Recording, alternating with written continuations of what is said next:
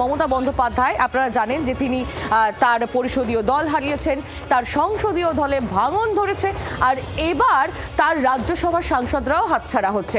সংসদীয় দলে ইতিমধ্যেই যে আপডেট আমাদের কাছে এসে পৌঁছচ্ছে, চিঠি জমা পড়ার একেবারে শেষ মুহূর্তের এই মুহূর্তে কাজকর্ম চলছে। সংসদে আরও একা হয়ে গেলেন মমতা বন্দ্যোপাধ্যায়। বিদ্রোহী শিবিরে ১৯ জন সাংসদ তারা ইতিমধ্যেই সই করে ফেলেছে, এমনটাই সূত্র মারফত খবর পাওয়া যাচ্ছে।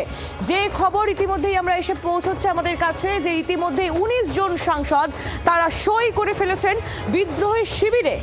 কাকলি ঘোষ দস্তিদার, জগদীশ বসুনিয়া তারা ইতিমধ্যে সই করেছেন। ইউসুফ পাঠান তার একেবারে টালমাটাল পরিস্থিতি ছিল, অবশেষে তিনি বিদ্রোহী শিবিরেই সই করেছেন। সঙ্গে আবু তাহের খান সই করেছেন পার্থ ভৌমিক, বাপি হালদার, সায়নী ঘোষ, মালা রায়। গতকালই মালা রায় তিনি এই বিদ্রোহী শিবিরে যোগ দিয়েছেন এবং সায়নী ঘোষ তার নাম নিয়ে ইতিমধ্যেই জল্পনা হচ্ছিল এবং আজ একেবারে যে খবর পাওয়া যাচ্ছে তিনিও সই করেছেন সায়নী।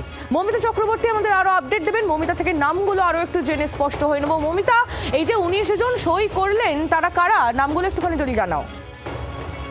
দেখো, সূত্র মারফত আমরা যেটা জানতে পাচ্ছি, খলিলুর রহমান জঙ্গিপুরের সাংসদ, আবু তাহের খান, পার্থ ভৌমিক, বাপি হালদার, সায়নী ঘোষ, মালা রায়, মিতালি বাগ, কালীপদ সরেন, জুন মালিয়া, অরূপ চক্রবর্তী, ডক্টর শর্মিলা সরকার, সত্যঘ্ন সিনহা, অসিত কুমার মাল, শতাব্দী রয়, রচনা ব্যানার্জি, কাকুলি ঘোষ দস্তিদার তো আছেনই, জগদীশ চন্দ্র বাসুনিয়া তার নামও রয়েছে। এই যারা বিদ্রোহী ব্লকের সাংসদ তাদের এই স্বাক্ষরে।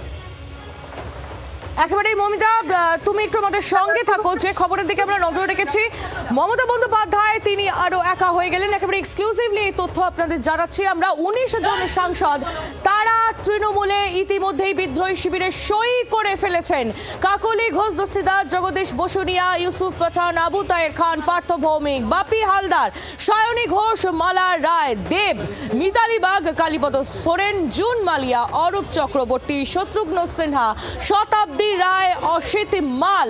এই ১৯ জনের নাম একেবারে এক্সক্লুসিভলি ২৪ ঘন্টা আপনাদের হাতে এই মুহূর্তে আপনাদের সামনে এই মুহূর্তে তুলে ধরছে। এই ১৯ জন তারা সই করেছেন বিদ্রোহী শিবিরে। কয়েকজন নাম নিয়ে জল্পনা ছিল, কয়েকজনের নাম নিয়ে যথেষ্ট জল্পনা ছিল, টালমাটাল পরিস্থিতি ছিল এবং সেই সমস্ত জল্পনা অবসান করে অবশেষে সূত্র মারফত যে খবর আমাদের কাছে এসে পৌঁছচ্ছে, তৃণমূলের যে ১৯ জন সাংসদ তারা সই করেছেন, সেই ১৯ জনের নাম তুলে ধরছি আপনাদের সামনে।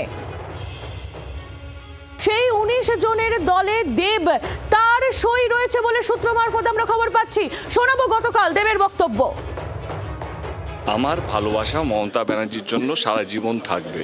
কাল থেকে হচ্ছে নতুন তৃণমূলে যাচ্ছি, আমি নতুন তৃণমূলে যাচ্ছি না। যতদিন মমতা ব্যানার্জি বেঁচে আছে, মমতা ব্যানার্জির সঙ্গে আছি। দেবের বক্তব্য আপনাদের সামনে তুলে ধরলাম। একেবারে স্পষ্ট তিনি বলেছিলেন গতকাল মুখ্যমন্ত্রী শুভেন্দু অধিকারী তার সঙ্গে যে বৈঠক কাল দেবের ছিল, সেই যে বৈঠকে তিনি দেব যোগ দিয়েছিলেন প্রশাসনিক বৈঠকে, সেই বৈঠক থেকে বেরিয়ে এসে দেব একেবারে স্পষ্ট বলেছিলেন যে যতদিন মমতা বন্দ্যোপাধ্যায় রয়েছেন ততদিন আমি মমতা বন্দ্যোপাধ্যায়ের সঙ্গে রয়েছি। তাহলে বিক্ষুব্ধ শিবিরে দেব তিনি কেন, এই প্রশ্ন কিন্তু এই মুহূর্তে উঠছে। আরও কয়েকজন, এই ১৯ জনের মধ্যে আরও ইন্টারেস্টিং কয়েকটি নাম রয়েছে যে নামগুলো টালমাটাল পরিস্থিতিতে ছিল, ইতিমধ্যেই তারা বিদ্রোহী শিবিরে চলে এসেছে। বাংলার আওয়াজ, বাঙালির আবেগ, জি ২৪ ঘন্টা।